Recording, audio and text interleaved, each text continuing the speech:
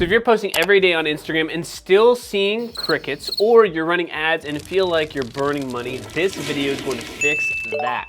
So I'm breaking down exactly what's working in 2025 with real data from brands we help to scale to 6 and 7 figures. Now, this is honestly for more than just 2025, so don't worry if you're still watching. You'll see the difference between organic content that builds real fans and paid ads that prints buyers, and when to use each. So I've worked with over 300 clothing brands in the last 12 months alone. I'm gonna show you the system that we use to grow fast without guessing. And by the end of this video, you'll know whether your content's building a brand or just filling the grid and how to fix it. But what if I told you one of the brands we're gonna talk about scaled to $1,200 in ad spend per day, barely getting 15 likes on the reels organically. Organic builds familiarity, brand voice, and free trust. It's slow most of the time, but very powerful. It's for nurturing, it's for storytelling, and it's for customer education.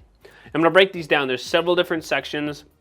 I'm gonna talk through each of them. I'm gonna try to also, I'm more of a messaging guy, marketing, advertising guy, not an artist, but I'm gonna try to give you some examples over here visually to help you guys as well. So the first thing is to create episodic style reels that bring people back weekly, like a fashion-focused mini-series, right? If you're a boutique, you could do that. But you should be creating content that brings people back, much like a TV show.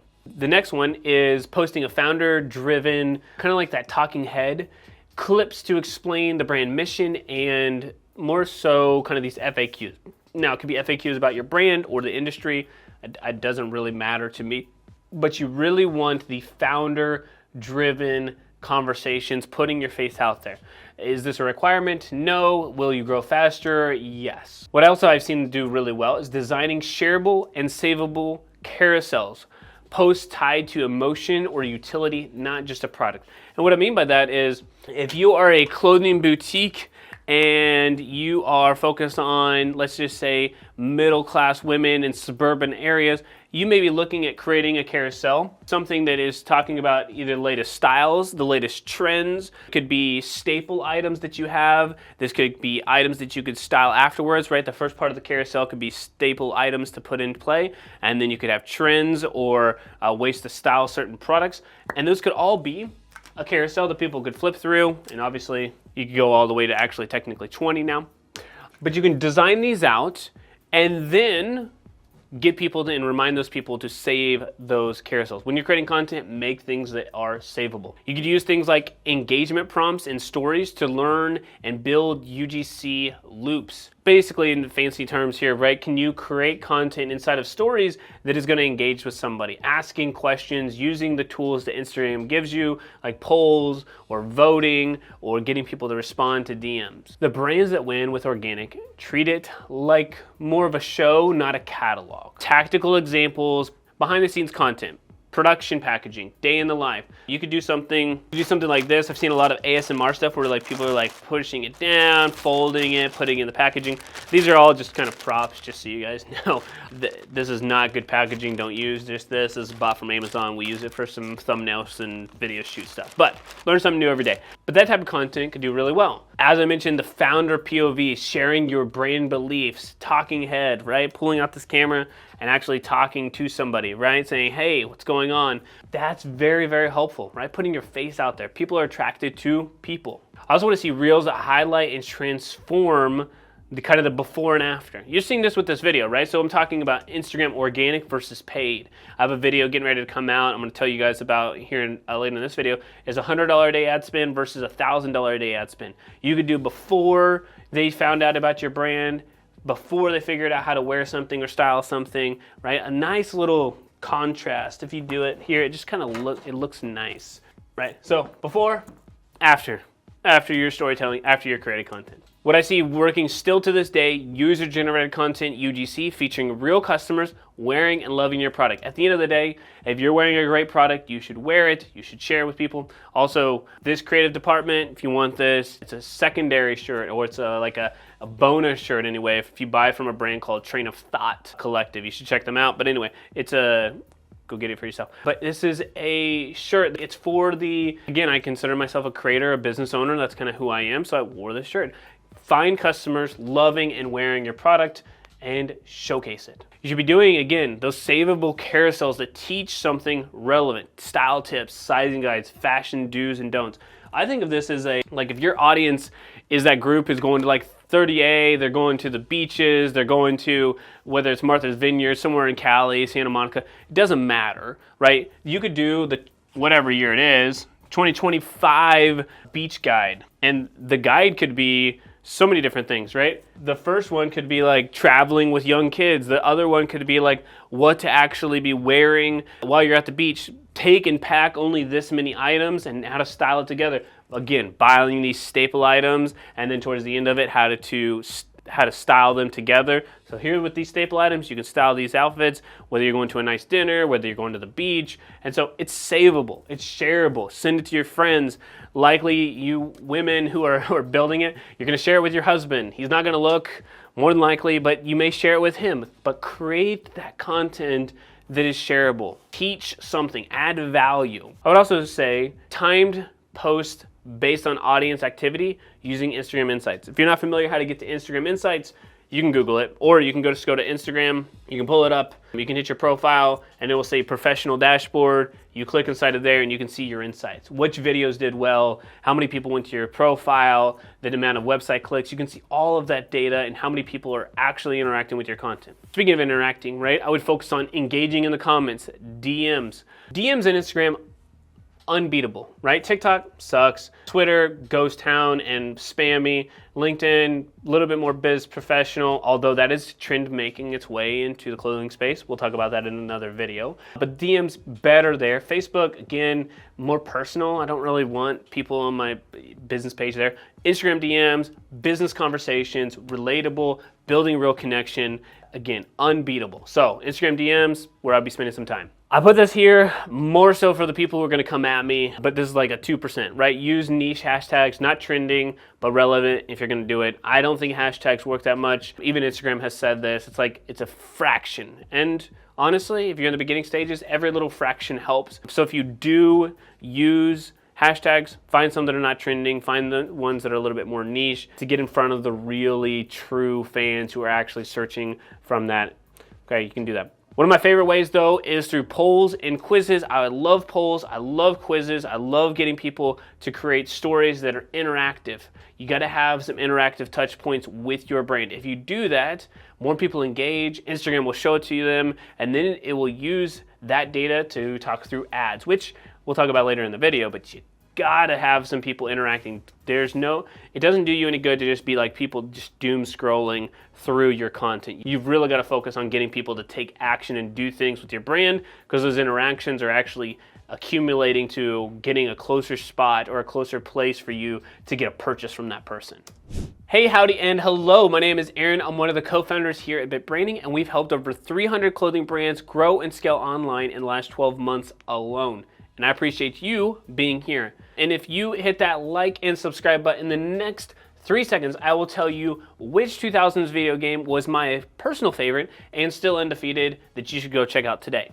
And that is Tony Hawk's Pro Skater 2, which I think they're coming out with a new one soon, so check that out. All right, so let's get into some paid ads. Paid lets you buy data and buy reach faster. It tests offers, hooks, and creative angles. So hook, what I mean by that is like it could be a visual hook, like something on the screen. It could also be written, like text, or it could actually be the audio. And it gives you different creative angles, and it lets you do things much faster than organic ever really could. You can spend 60 days trying to go viral, or $60 to test 3 different angles in one afternoon. So let me give you an example. I'm gonna pull up the ads over here onto this account. This is the last 7 days. They spent $23,000, made $102,000. Let me just reload this because I think that this gives some context. I promise you these are real numbers. But as a side note, like I would never trust 100% of what Facebook is saying. The numbers could be actually better. The numbers could be a little bit worse. We use Triple Whale. If you are using more than just one platform, i.e. you run Instagram ads, if you're running TikTok, Google, and doing stuff with email, you should be using a tool like Triple Whale so that you can actually track the data and it'll tell you the real numbers. But am I off by a lot? Probably not. Let's say worst case scenario, 20-30%, which in this case, is a lot of money. However, the point of it doesn't really matter. If you guys want to use something like TripWell, you can just check out the link in the description down below. I think you can get like 15% off of this. I would 100% suggest it. And there's also a free version for you as well. But so this brand, they started out and they did not have, let's just say they could not do organic very well. They're spending about $3,000 a day now. They were not previously. They were doing like $30, $40 a day. Like most brands started out 50, then got to 100 and scaled up. But organic to this day, even after building a 7-figure plus business, it's getting like 10, 15 likes. Organic is so undervalued. And I am somebody who loves paid. Don't get me wrong. I love paid. However, the problem is paid becomes a little bit easier if you got the actual money. Organic's much harder because of the work that it takes to do so. This brand did a combination of both and then scaled up. But the way that they did it was they were able to test their messaging of who they're going after much faster. They're a brand that's focused on scaling and growing a boutique, and more so their mission, which is a faith-based Christian brand here. And so they subtly put it through their messaging where it's not completely in your face. But they've done that so long now that they've created a brand by association that they are the boutique for great quality products who actually care about their people. And then it's got that Christian focus, which narrows them down, niches them down, and they've been able to use that to scale and grow the brand much faster, right? So this was a brand that was doing $30, $40, $50, $100 a day. Then we scaled it to to 1,000, and then to 2,000, and then to 3,000. Now it's basically $3,500 a day, and it's like, how do we spend $10,000 a day? So that's why I love paid. That's why, to me, it is life-changing. But you can do a lot of stuff organically, and I've honestly come to realize the good amount of time and work that's put into organic can completely make paid worth it even more. It takes the time, it takes the effort. One of the things that we want to do whenever we're creating ads, though, is coming up with new creative examples, new ways to look at things. We always look at, I don't know what the heck we did before. We just basically screenshotted things or saved them inside of Instagram, but we actually have now a foreplay board. And this is just some software. You can comment the word foreplay down below. I'll give it to you. As of this recording, I don't ever see it ever costing money. It is free. We'll send it to you. But these are all the different examples of creative. And it's not that we will use them all. It's to use them as inspiration. And what I previously used to do was go look at ad accounts, brands that I liked, look at the longest running ads, and then assume that ad was doing really well and copy it. But you have to understand the number one most important thing, is what Eugene Schwartz teaches, it's what any good brand or marketing or strategist will tell you, is that this is the only thing that actually matters when growing a brand or when creating an ad. Audience. Who are you talking to? Right? For example, you guys right now, more than likely anyway, you own a boutique, or you have a streetwear brand, or you have some kind of private label. You own clothes, right? You are selling clothes. Now, we do work with some brands that sell bracelets and accessories and sunglasses, but 99.9% of you guys are owning a clothing brand. And I'm talking directly to you because I know the problems that you have. I know the things that you're going to run into as you grow from 6 figures to 7 figures to 8 figures per year. How do you scale those things up? The same thing for you. These ads may be good inspiration, but you have to put yourself in a position to understand who and why they created that content in that ad, so that when you do look at this as inspiration, you don't create a direct copy of it. You look at something and make it for you and for your brand so that you can speak directly to your audience. That's the hard part about ads, is I don't think people get into their perspective of what makes their ad to their audience different than just copying what everybody else does. And the people who do, who understand audience, they work. The ads resonate. And the only reason that an ad wouldn't work, is kind of my next point here, is that your offer to the marketplace matters more than pretty much anything, organic or paid. So many people believe that an offer has to be a discount. An offer does not have to be a discount. An offer can be free shipping. An offer can be, a free product. It can be a great return policy. And so, made popular by Alex Ramosi, if you know who he is, but he's very popular in the business space for like service-based type of businesses. He created his offer equation. I took the best of those, reformulated them, and did it to a more product-based business, but more specifically to apparel. So you could apply this for regular e-commerce, but it's specific to apparel, and it helps create an offer that the person on the other end of the screen, your audience, if you speak to them correctly, if you're talking to them correctly, that they can't refuse. And so I'll break down this formula for you. And if you want it, just comment the word clothing and I'll send it to you. It's a full, I think I've written probably 15 pages or so on this, and then a document or more objective data to it as well, because quality is very subjective if you ever think about it.